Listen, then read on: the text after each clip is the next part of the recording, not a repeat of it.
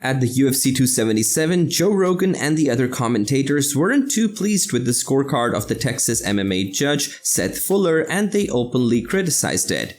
Going against the rules of the commission, Fuller uploaded a video to counter these criticisms. What is the reason for this action from Fuller? What was Fuller's scorecard? Stay tuned and ensure you watch till the end to find out. We will also be bringing to you what Joe Rogan thinks about the current UFC flyweight champion and KAMARU Usman versus either Jake Paul or Canelo. Let's get started. While acknowledging the fact that he wasn't supposed to talk about fights that he had already adjudicated, Seth Fuller released a video of about 30 minutes where he did the exact opposite. The rule actually covers all judges and it is set in place by the State Athletic Commission. Apart from the commentators Joe Rogan, Jon Anik, and Daniel Cormier, social media fans also criticized Fuller for one of his scorecards. However, Fuller stated that the criticisms were not right because they weren't factual. The MMA judge noted that he only got to know that there was a controversy when he received a text message after the UFC 277 from an unknown number. "Are you even watching the fights, fucktard?" The message read, "No one in the world had Mays except you. Sad when even the commentators are clowning your terrible ability to do your job."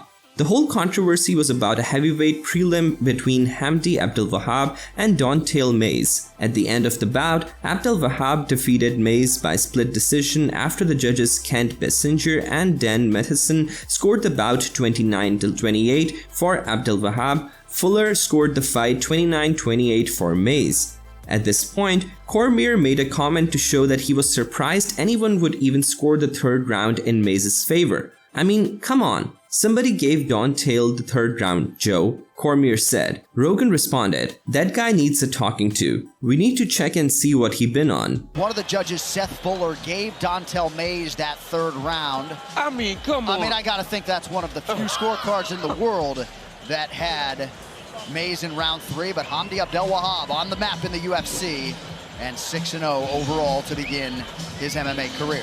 Somebody gave Don'Tale the third round, Joe. That guy needs a talking to. We need to check to see what he bet on. Surprisingly, this is not the first time that the commentators will be criticizing the UFC judges, especially when it comes to them scoring the fights. In 2020, Rogan called out Judge Joe Solis and stated clearly that Solis wasn't watching the UFC 247 with his full attention. But look, man, it's just a disgrace that you have people that really don't know anything about martial arts and they're judging martial arts competitions. A lot of them in certain commissions come from boxing. So they're boxing judges. Sometimes it's like a split decision. Where you'll hear one you agree with, one you agree with, and one you're like, what the? And we'll like look at each other, like I'll look at Anik and I'll look at DC and we're like, how did someone think that person won that fight? It's just bad, man. It's just really, really, really bad. MMA fans on social media also claimed that the judges featured on UFC 277 were inexperienced. In his response video, Fuller explained that all the judges at the UFC 277 had more than 10 years experience, meaning that they were all seasoned judges. At the beginning of this scorecard controversy, Fuller thought he had made a mistake. However, when he checked again, he was convinced that he had made the right call. Fuller then took his time to break down the fight. According to Fuller, Mayes' striking wreaked more havoc compared to that of Abdelwahab. Fuller also admitted that round 3, which was the round in question where he differed from his colleagues, was so close that 2 punches in the final seconds tipped him in the direction of Mayes.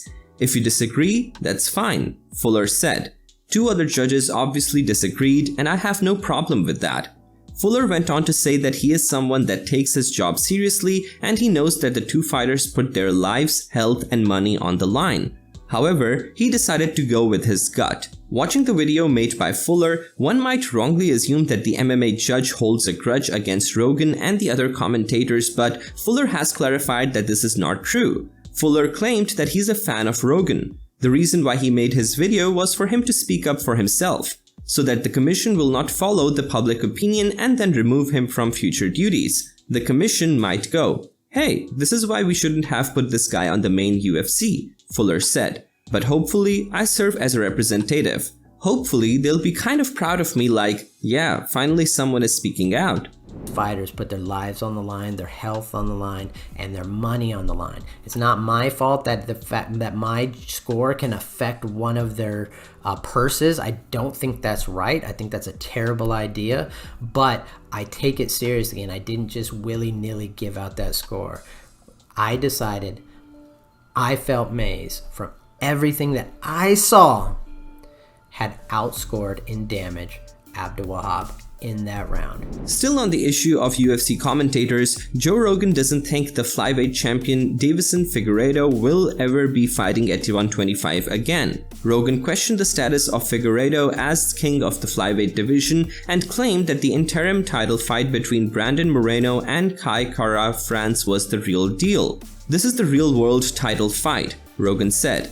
I don't think we're ever going to see DF down at 125 again. The Brazilian fighter wasn't too pleased when he was informed of Rogan's words. The two-time and current UFC flyweight champion smiled and said that he would have to step into the octagon, go into the arena, and look for Joe Rogan to show it to him.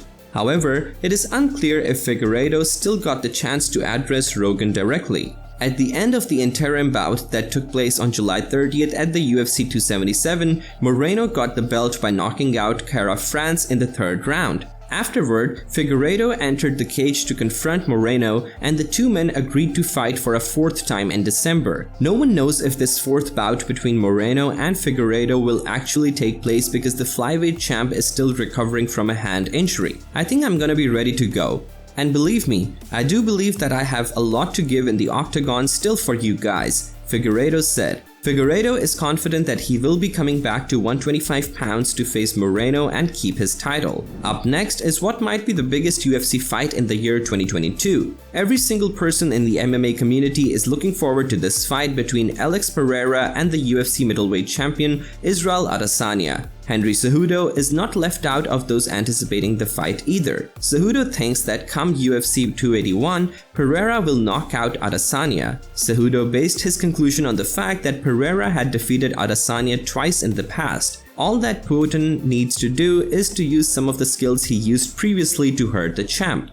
Cejudo added that this epic fight will not get to 5 rounds and it will be between 2 strikers. Obviously, Israel is a champion for a reason, but I also see the diversity that Pereira has, I think, is what makes him a little more dangerous. Cejudo noted that since Pereira is a former kickboxer, he will be able to take advantage of Adesanya's front leg.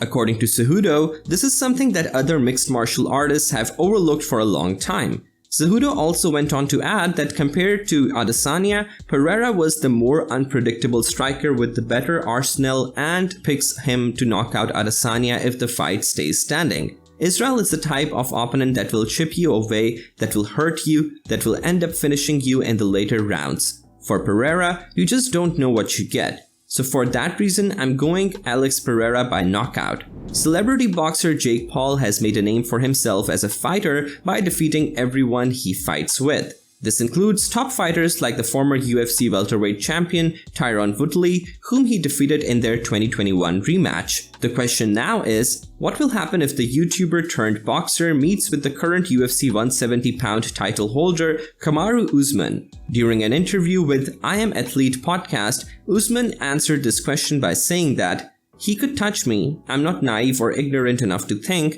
let them put it on the news. I'm a realist. I know I'm gonna dog walk him, but at the same time, everyone has a puncher's chance." Over the years, the 35-year-old champ has been able to dominate the welterweight division with an exceptional record of 21. This is the more reason why the MMA media is considering crossover bouts against the likes of Paul as well as boxing icon Saul Alvarez. When the two options were put forward for the champ to choose from, Usman clearly chose Canelo. "Me fighting Jake Paul, I'm helping him."